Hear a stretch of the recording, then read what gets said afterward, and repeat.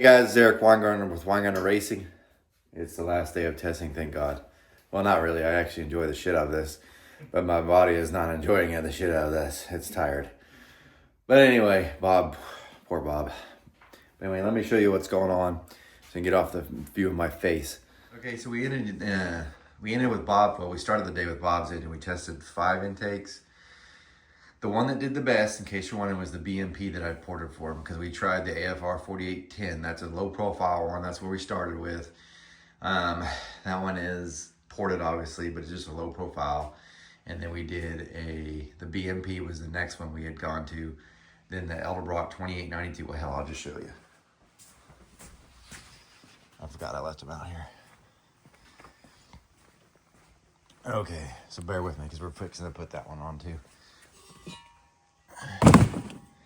All right, so we started with this one. This is the AFR 4810. Obviously, it's supported. Not bad, just not as good. Then I went to the BMP. That's this one, all ported. This one was the best. So that's the best. As far as averages, not on peak. So after that, we switched to this one.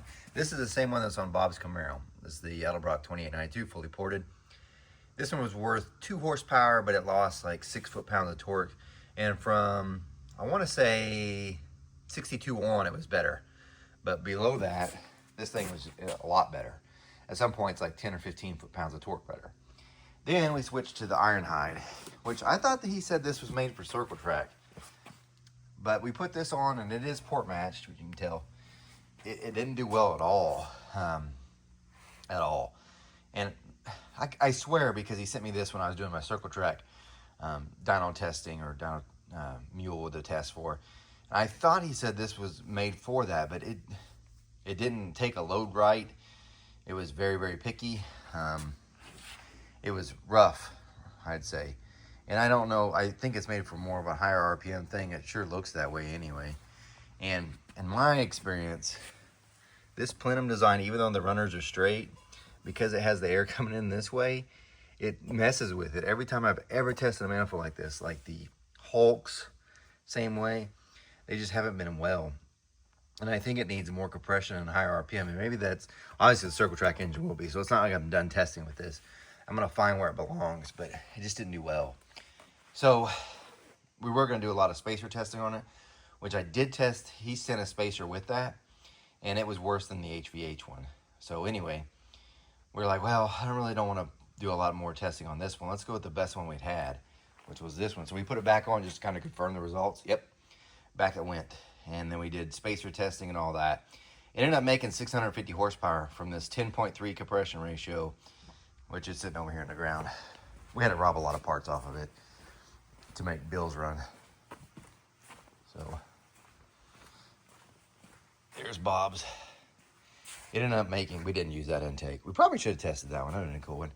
But anyway, it ended up making 650 horsepower and like 600 and maybe 2 foot-pounds of torque, something like that. So really, really good. And then we end up putting Bill's engine on. There's Gavin. There's a film guy for Bob, by the way.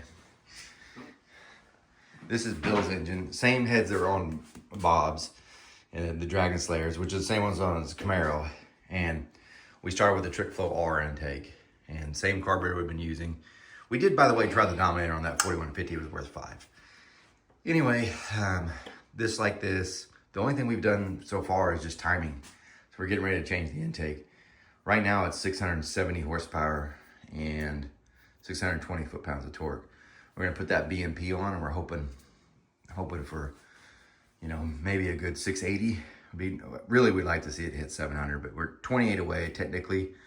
And I think Bill's bringing a E85 carburetor. And also, obviously we could try the Dominator. That's just more for fun.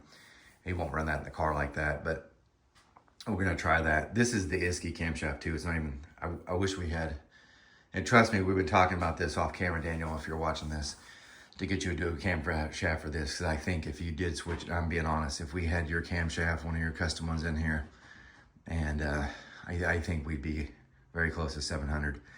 And for a hydraulic roller, amazing. And this is pump gas. This is no race gas. We're literally using Marathon pump gas, 91 or 93 here, I guess. But yes, it's a beast. Anyway, I need to get to work because we gotta get this intake off because I think Bill's supposed to be here, but I think all of us are trying to find where our butts went because we're so tired. But yeah, hopefully wrap up today. Anyway, that's it.